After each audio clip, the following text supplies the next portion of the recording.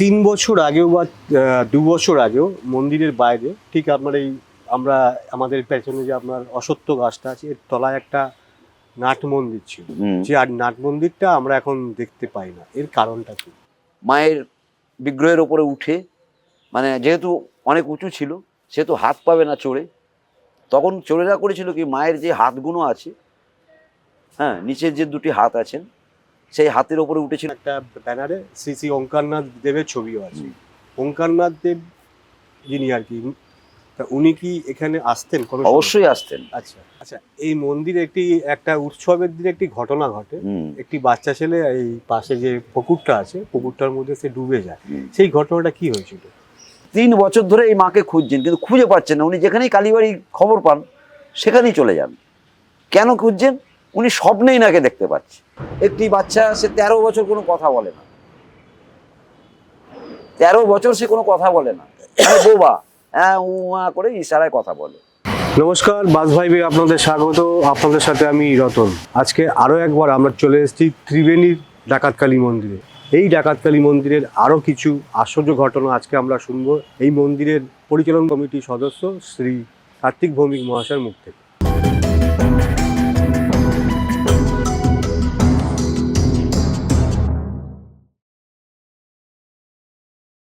কার্তিকবাবু, আপনাকে আমাদের চ্যানেলে আরো একবার স্বাগত। প্রথম যেটা ঘটনা, 1998 সালে এখানে একটা চুরি বা ডাকাতি হয়েছিল এই মন্দিরে। সেই ঘটনাটা কি হয়েছিল আপনি যদি আমাদের দর্শকদের সবিস্তার বলেন। দেখুন, একটা টাইম যখন ছিল এখানে এত ইলেকট্রিকের লাইটের ব্যবস্থা তখন ছিল না, তখন হ্যাচাক জ্বালিয়ে পুজো করা হতো, ঠিক আছে? তো তখন আর মন্দিরে এরকম এখন যে ফাউন্ডেশনটা আপনারা দেখতে পাচ্ছেন, এরকম ফাউন্ডেশন ছিল না। তখন সম্পূর্ণটা খোলা ছিল, ছোট ছোট গাছপালায় এই মাঠটা ভর্তি হয়ে থাকলো, মানে জড়া পড়ে থাকার পরিত্যক্ত জায়গা যেরকম হয় আর কি। তা 1989 সালে আমাদের এই মায়ের মন্দিরে একবার চুরি হয়। ডাকাতি বলবো না, ওটাকে চুরি বলা হয়। তালা ভেঙে মায়ের বিগ্রহ, তখনকার সময় মায়ের বিগ্রহ আরও অনেক, এখন যে বিগ্রহটা দেখছেন তখনকার সময় আরও লম্বা ছিল বিগ্রহ, আনুমানিক ধরুন 11 থেকে 14 ফুট, 11 থেকে 14 ফুট এরকম লম্বা ছিলেন মায়ের। তখন মাকে দেখতে গেলে মাথা নিচু করে মাকে দেখতে হতো, মানে মায়ের মুখটা দেখতে গেলে। দরজাটা তো ছোট, হ্যাঁ, মায়ের তুলনায় দরজা ছোট, সেই তুলনায় মায়ের যদি মুখ দেখতে হতো তা মাথাটা নিচু করে কাত করে তারপর মায়ের মুখ দেখা যেত। তখনকার সময় বিগ্রহ ছিল মাটির, ডাকাতদের আমলে। এবং এখন যে মূর্তিটা দেখছেন আমাদের মৃন্ময়ী মূর্তি, তখনকার কিন্তু মূর্তি ছিল উগ্র। কেন উগ্র ছিল? তখনকার সময় ডাকাতদের হাতে প্রতিষ্ঠিত, ডাকাতরা তৈরি করেছেন, তারা সেইভাবেই মাকে ওইভাবেই পুজো করে এসেছেন। তা 1998 সালে যে চুরিটা হয়, তালা ভেঙে মায়ের বিগ্রহের ওপরে উঠে, মানে যেহেতু অনেক উঁচু ছিল সেহেতু হাত পাবে না চড়ে, তখন চোরেরা করেছিল কি, মায়ের যে হাতগুলো আছে, হ্যাঁ, নিচের যে দুটি হাত আছেন সেই হাতের ওপরে উঠেছিল চোরেরা, উড়ে মুটুকটা খুলেছিল। তখনকার সময় উপর মুটুক ছিল তার দিয়ে বাঁধা, এবং সোনার চোখ ছিল, দুটো চোখে সোনার চোখ থাকছিল, এবং মায়ের একটি সোনার জিভ ছিল, মায়ের পায়ে নুপুর ছিল, হ্যাঁ, এইসবগুলো তারা অলঙ্কার, এবং মায়ের যা আপনার আরতির বাসন ফাসন যা কিছু ছিল এগুলো সব চুরি হয়ে গেছিল।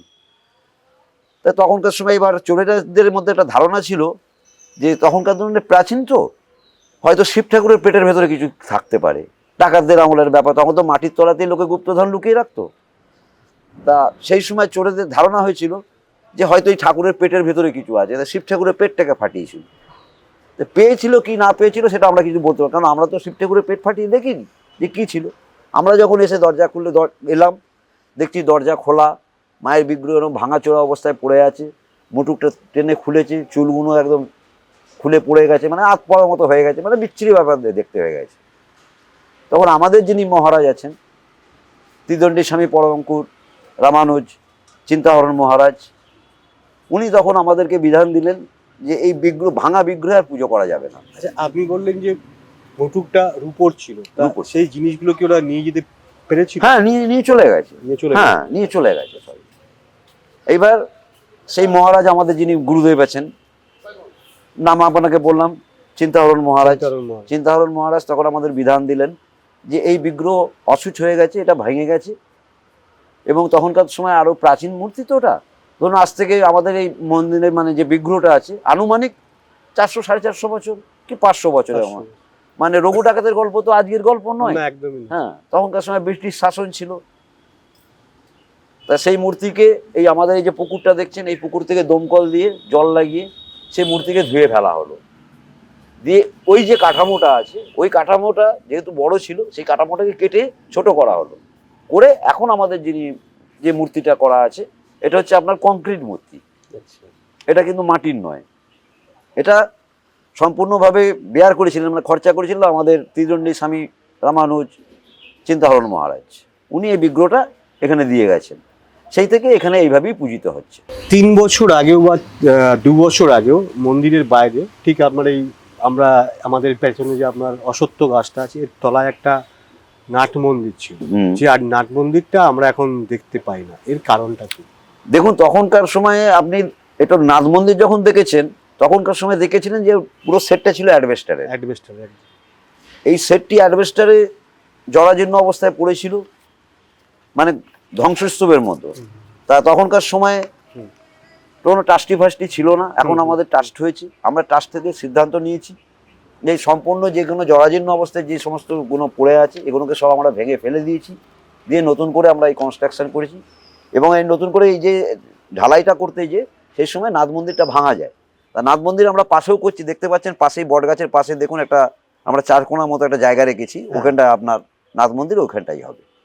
হ্যাঁ, আগে নাথ মন্দিরটা ছিল মায়ের দিকে মুখ করা, এবার নাথ মন্দিরটা থাকবে এই মাঠের দিকে মুখ করা। কারণ গান বাজনা হলে ওখানে নাথ মন্দিরটা করার উদ্দেশ্য কি, একটু নাম গান হবে। হ্যাঁ, তখনকার সময় ওই জায়গাটা প্যাসেজটা ছিল ছোট, তা যেহেতু আমরা মন্দিরটা কনস্ট্রাকশন করেছি আর আমার মাঠটা এত বড় প্যাসেজ আছে, তা যার জন্য আমরা নাথ মন্দিরটাকে ঘুরিয়ে দিয়েছি। ঘুরিয়ে যেহেতু ওখানে নাম গান হলে এখানে 200-500 লোক বসে দেখতে পাবেন। আগে যেখানে নাথ মন্দিরটা ছিল ওখানে এখন মায়ের সামনে বসলে খুব জোর 50 থেকে 60 জন বসতে পারত, বাকিটা লোককে দাঁড়িয়ে দেখতে হতো। কিন্তু আমরা আমাদের সুবিধার্থে এটা আমরা নাথ মন্দিরটাকে ঘুরিয়ে নিয়েছি। বট গাছের পাশেই দেখুন, আমরা ওখানে এখনো কমপ্লিট করতে পারিনি, যেহেতু ওটা কমপ্লিট হয়ে যাবে, আপনার মার্বেল ফার্বেল সবই এসে গেছে। তা সেই জন্যই নাথ মন্দিরটাকে ভেঙে দেওয়া হয়েছে। এটা আমরা ট্রাস্টি বোর্ড থেকে এটাকে ভেঙে দিয়ে আবার নতুন করে আমরা কনস্ট্রাকশন করার চিন্তা ভাবনা রেখেছি। আচ্ছা, আপনি যেমন বললেন যে রামানুজি মহারাজ এখানে এই যখন মূর্তিটার উপরে মানে ভাঙা হয় বা ডাকাতি হয়, তারপরে উনি আবার নতুন করে মূর্তিটাকে স্থাপন করেন। ওনার সাথে আমরা যেটা দেখলাম একটা ব্যানারে শ্রী শ্রী ওঙ্কারনাথ দেবের ছবিও আছে। ওঙ্কারনাথ দেব যিনি আর কি, উনি কি এখানে আসতেন? অবশ্যই আসতেন। আচ্ছা, ওঙ্কারনাথ দেব হচ্ছেন আমাদের দাদুগুরু। আচ্ছা, আমাদের দাদুগুরু মানে চিন্তাহরণ মহারাজের গুরু, মানে আমাদের দাদুগুরু। আমরা চিন্তাহরণ মহারাজের দীক্ষিত, তা ওনার গুরু মানে ওনার বাবা, তাহলে আমাদের দাদু। তা আমরা ছোটবেলায় দেখতাম, আমার বাড়ি যেহেতু এখানেই, আমরা ছোটবেলায় দেখতাম, তখন তো এত ঘর বাড়ি এত কিছু ছিল না। তা ওনার একটা আশ্রম আছে আপনার এই সামনে, চিতের মায়ের আড্ডা বলে, চাঁপাড়ুয়ে। চাঁপাড়ুই যেতে জিটি রোডের উপরে দেখবেন একটা আশ্রম আছে, যেটাকে আপনার ফতেপুর বলা হয়। অ্যাকচুয়ালি জায়গাটার নাম হচ্ছে ফতেপুর, কিন্তু ওটাকে পরে চিতের মায়ের আড্ডা বলে নাম হয়েছে। ওখানে চিতে বলে একটা ডাকাত থাকতেন, ঠিক আছে? তখনকার সময় তো বাংলার বিভিন্ন জায়গায় বিভিন্ন ডাকাত দলেরা থাকতেন, তো ওখানে চিত্ত ডাকাত বলে একজন ডাকাত ছিলেন। তা চিত্ত ডাকাতের নাম অনুযায়ী ওখানে নাম হয়ে গেল চিতে। চিতের মা ওই এলাকাটাকে পুরো নিজের কবজায় রেখেছিল। তা আমাদের ওখানে একটা আশ্রম আছে, মানে ওঙ্কারনাথ মহারাজের। ওঙ্কারনাথ মহারাজ প্রতিদিন তখনকার সময় আমরা ছোটোবেলায় দেখতে পেলাম যে উনি পায়ে হেঁটে করে কীর্তন গাইতে গাইতে, তখনকার সময় প্রভাতী গান গাইতে গাইতে হরে কৃষ্ণ করতে করতে উনি পায়ে হেঁটে গঙ্গায় যেতেন। গঙ্গায় স্নান করে এখানে আসতেন, মাকে দর্শন করতেন। আমাদের সঙ্গে যদি কোনো দিন দেখা হয়ে যেত, আমাদের বাতাসা দিতেন, বিস্কুট দিতেন। হ্যাঁ, মানে ওনার ঝোলায় কিছু না কিছু খাবার থাকতো। আচ্ছা, হ্যাঁ, মানে জাদুবিদ্যায় বলুন কি, সে তো আমরা বলতে পারবো। উনি ঝোলায় হাত ভরছেন, বিস্কুট দিচ্ছেন, হাত ভরছেন লজেন্স দিচ্ছেন, হাত ভরছেন বাতাসা দিচ্ছেন, এইরকম। এই সালটা আপনার কি একটু মনে আছে? হ্যাঁ, আনুমানিক তা ধরুন না 80, 81 কি 79 এরকম একটা হবে। মানে আমি ধরুন আমারই বয়স এখন ধরুন 57, 58 বছর বয়স হয়ে গেল, আমার ছোটবেলা। তার মানে মোটামুটি ধরুন তখন আমি এই 10 বছর কি 8 বছর কি 12 বছর এরকম আমার বয়স।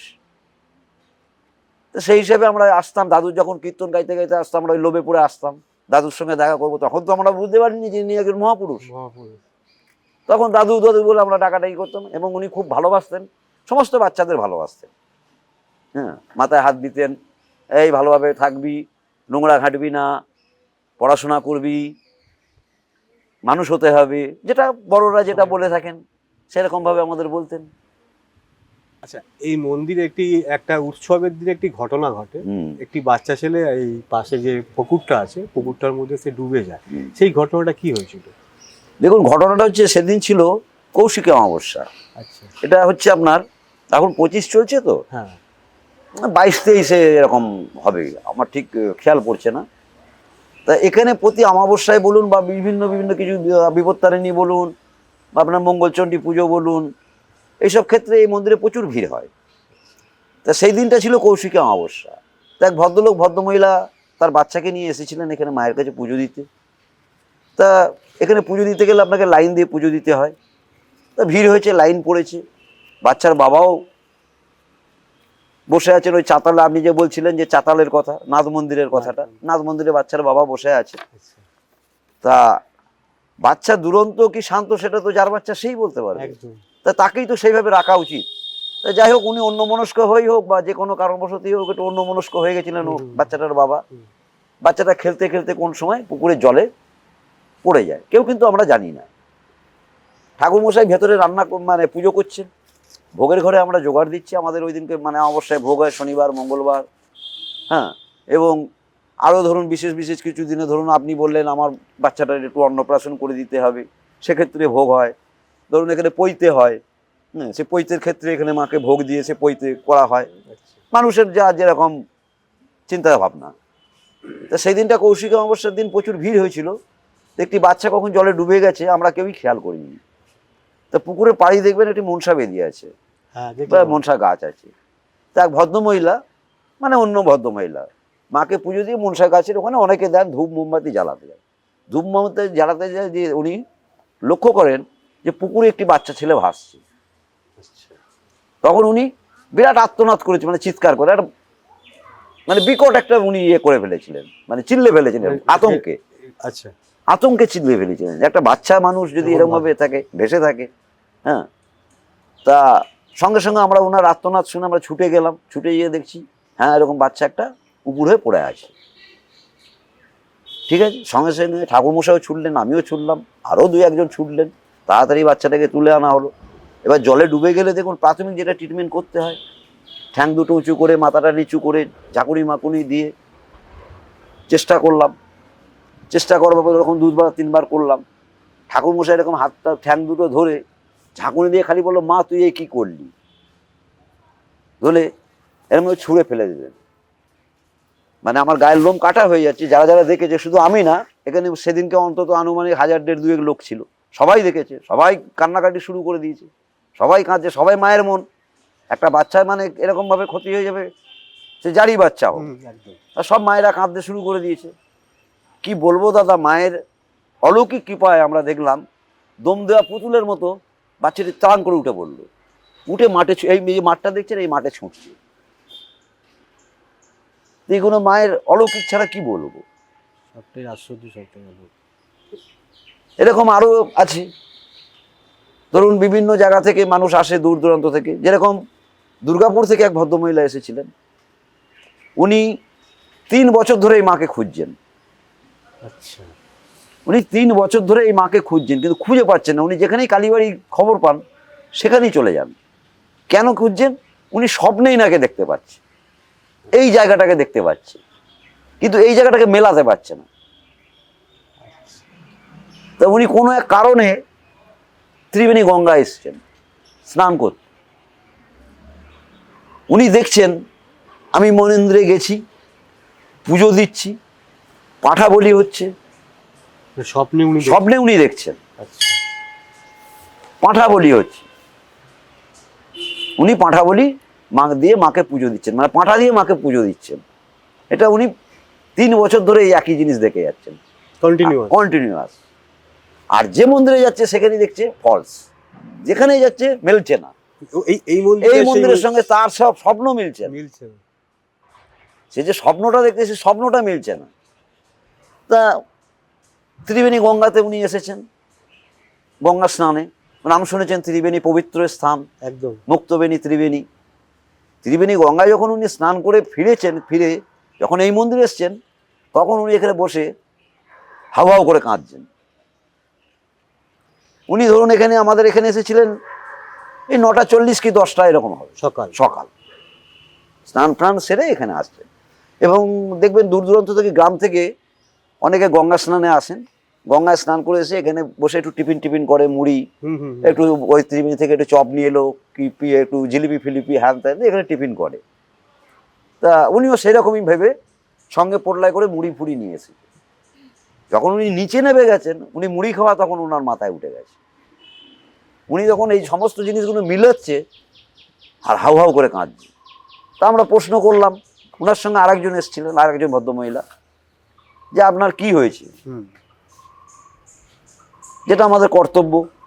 অনেক মানুষ এখানে আসে, বাড়িতে অশান্তি করে আসে, মায়ের কাছে হাউ হাউ করে কাঁদে, এই করে ফেলবো, সেই করে ফেলবো, গলায় দড়ি দেবো, সুসাইড করবো, যেটা ঘটে আর কি।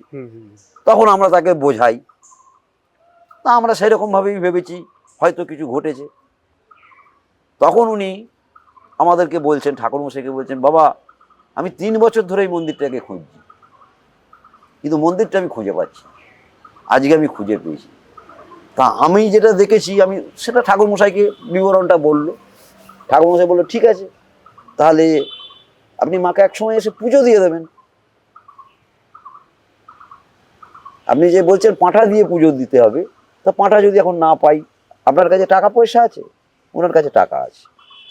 আচ্ছা, উনি টাকা পয়সা নিয়েই বেরিয়েছেন, ওনার কাছে 6,000 টাকা ক্যাশ আছে। উনি কোন স্টেটের লোক ছিলেন সেটাকে উনি দুর্গাপুর থেকে এসেছিলেন।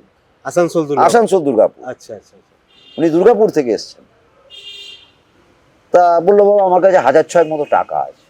তা আমি বললাম যে তাহলে দাঁড়ান, আমি একটু চেষ্টা করি। মায়ের যদি ইচ্ছা থাকে, মা আপনার থেকে পুজো নেবে। আর যদি মনে করে না, ইচ্ছা নেই মায়ের, তাহলে আপনি পারবেন না। দিয়ে আমার মোটরসাইকেল নিয়ে আমি ভদ্রমহিলার থেকে কিছু পয়সা নিলাম। আমি বললাম, আমাকে 1,000 টাকা দিন। উনি আমাকে বিশ্বাস করে 4,000 টাকা দিলেন। উনি বুঝতেই পারলেন আমি মন্দিরের একজন, কমিটির একজন। তা আমি কি বলবো, মায়ের সেদিনকে প্রসাদ নেওয়ার ইচ্ছা। সেদিনটা ছিল মঙ্গলবার, আচ্ছা, শনিবার মঙ্গলবার মায়ের বলি হয়। মায়ের নেওয়ার ইচ্ছে ছিল, পাঁঠাও পেয়ে গেলাম। 3,500 টাকা দিয়ে পাঁঠা কিনলাম, কিনে ভদ্রমহিলাকে দিলাম। দিয়ে এবার আমাদের যে না পুরোই যে বলি করে, যে যারটাকে কামার বলা হয়, তাকে ফোন করা হলো। সে এলো, ধুমধাম করে মায়ের উনি পুজো দিলেন এখানে। ওই পাঁঠা প্রসাদ এখানেই রান্না করে ফেললেন। বললো, আমি আর বাড়ি নিয়ে যাবো না, আমাকে একটু প্রসাদ দিলেই হবে। তা আমাদের ঠাকুরমশাই তত্ত্বাবধানে, বা আমাদের এখানে যেহেতু রান্নার সমস্ত সরঞ্জাম আছে, তা আমরা ওই পাঁঠাটাকে নিয়ে প্রসাদ হিসাবে সবাই মিলে সেবা করলাম।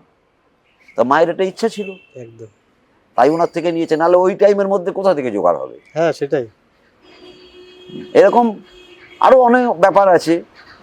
ধরুন আমার এখানে যেটা শুনেছি, যা বাড়ির লোকই বলেছে, একটি বাচ্চা, সে 13 বছর কোনো কথা বলে না। 13 বছর সে কোনো কথা বলে না, বোবা, হ্যাঁ উ করে ইশারায় কথা বলে। তা আমার এই মন্দিরে এসে, মানে পরিবারের মা বাবার সঙ্গে এসেছিল, প্রথম মা ডাক বলেছে। 13 বছর পর মায়ের সামনেও মা বলেছে। মানে ওই বাচ্চার মা বাবা তো কেঁদে আকুল হয়ে গেছে, যে মা এ কি হলো, আমার বাচ্চা কোনোদিন মা বলে আমাকে, ওর মা বলছে আমি কোনোদিন আমার মা ডাক শুনতে পাইনি, আজকে 13 বছর আমার বাচ্চা হয়েছে, তুমি মা ডাক শোনালে আমাকে। লোম খাড়া হয়ে যাচ্ছে আমার, এসব এসব করেছে, আমরা দেখেছি তো চোখে। মানে কি বলবো, মানে মা আমাদের পুরো জ্যান্ত। আমার বাড়ির মা আর এই মা সমান। এইটা আপনি আগের এপিসোডে হ্যাঁ, আমি যেরকম আমার বাড়ির মা আমার সঙ্গে কথা বলে বা মানুষের সঙ্গে কথা বলে, সেরকম ইনিও। এই আপনারই হয়তো বাইক দেখেই গত কালকেই এসেছিলেন, মঙ্গলবার দিনকে, মঙ্গলবার দেন, মঙ্গলবার আমার চ্যানেলের প্রোগ্রাম দেখে, কারণ আপনাকে আমি বলেছিলাম যে বোবার বলবো, হ্যাঁ বোবার বলবো, তাহলে ওই কটা পেলো কোথা থেকে? একদম, এবং ডাইরেক্ট আমাকে ফোন করছে, আমাকেই ডাইরেক্ট ফোন করছে। আপনার চ্যানেলে আমি নাম্বারটা দিয়েছিলাম। হ্যাঁ একদম। আপনার চ্যানেলে আমি নাম্বারটা বলেছিলাম, দুবার তিনবার রিভিউজ করেছিলাম, সেই নাম্বারটা উনি কালেক্ট করেছেন গুগলস থেকে। উনি বললেন যে আমি গুগলস খুঁজে আপনার নাম্বারটা পেয়েছি, আমি এরকম একটা চ্যানেল থেকে এটা পেয়েছি, তা আপনি কি অমুক কথা বলছেন, আমার নাম বলছেন, যে আপনি কি কার্তিক ভৌমিক বলছেন? আমি বললাম হ্যাঁ আমি কার্তিক ভৌমিক বলছি। না এরকম ব্যাপারে আমি বললাম দেখুন আমাদের তো এখানে কোনো তাবিজ কবজ দেওয়া হয় না, তা মায়ের যদি ইচ্ছা হয় তা আপনার বাচ্চা কথা বলবে, কিন্তু তার একটা কারণ আছে, আপনাকে মায়ের কাছে সিলিন্ডার হতে হবে, মিনতি জানাতে হবে। আপনি মাকে কতটা বোঝাতে পারবেন সেটা আপনার ব্যাপার। আমি তো বলতে পারবো না যে আপনি এই মন্ত্র বলে মাকে পুজো করুন, মা সাড়া দেবে। একদম।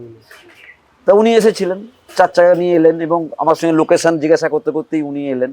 আমি ওনাকে দুবার তিনবার লোকেশন বললাম, উনি এসে থেমে থেমে যাচ্ছেন, এদিকে প্রথম আসছেন।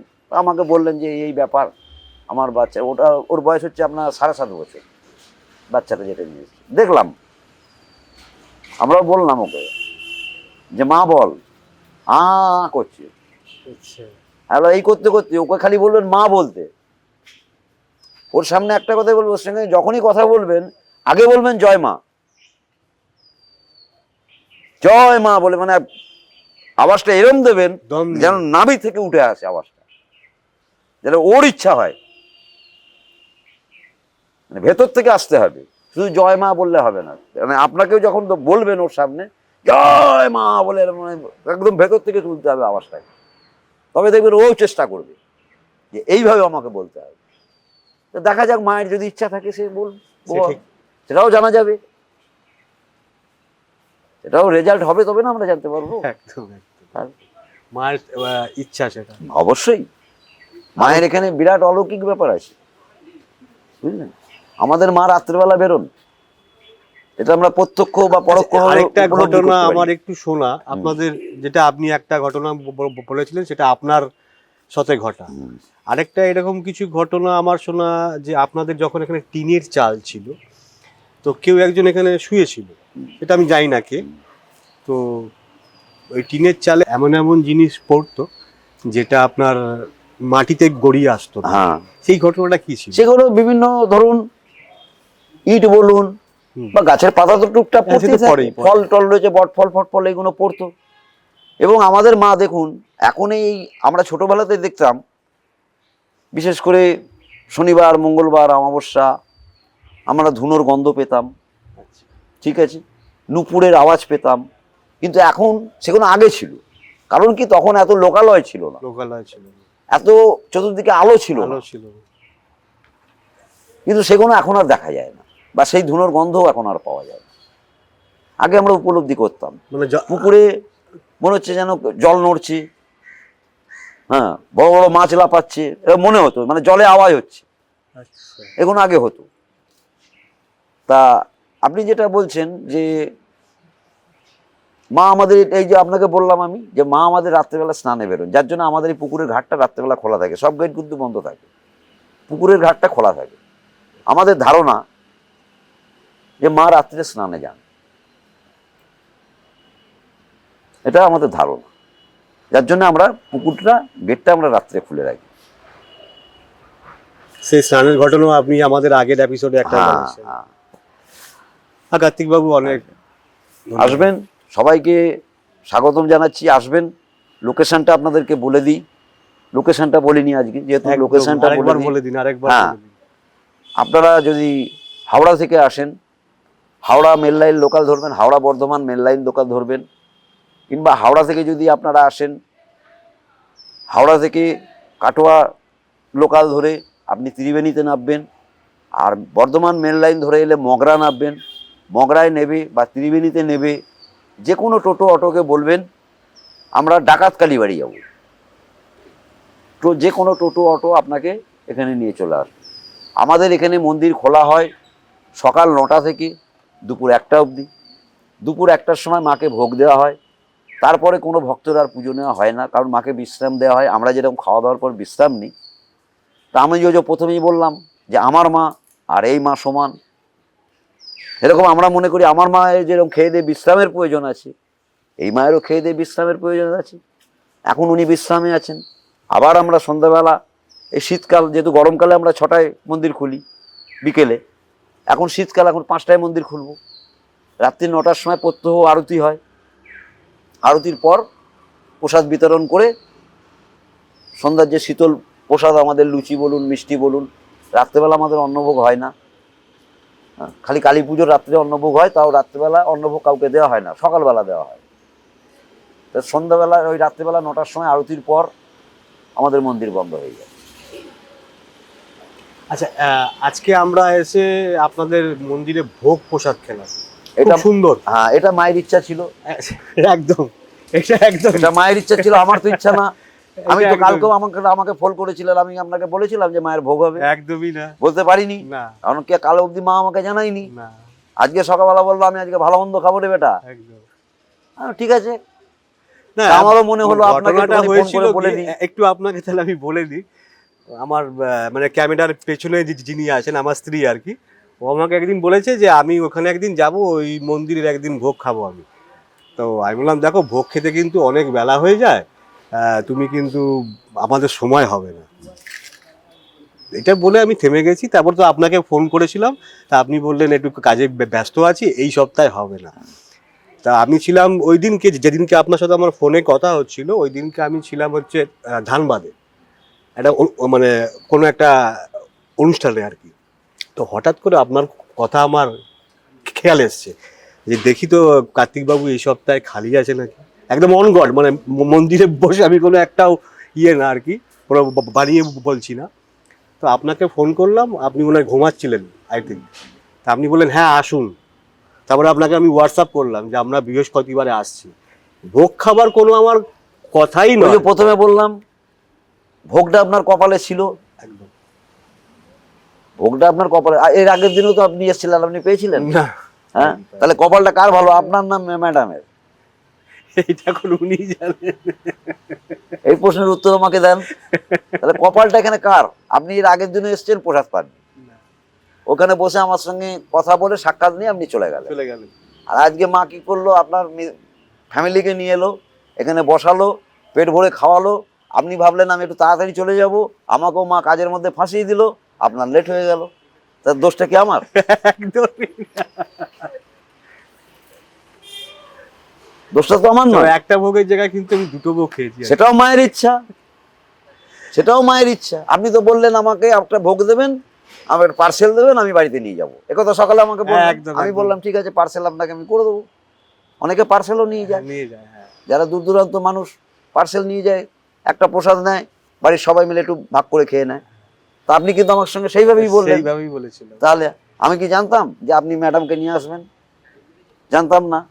দেখুন মা ঠিক ধরে নিয়ে এসছে।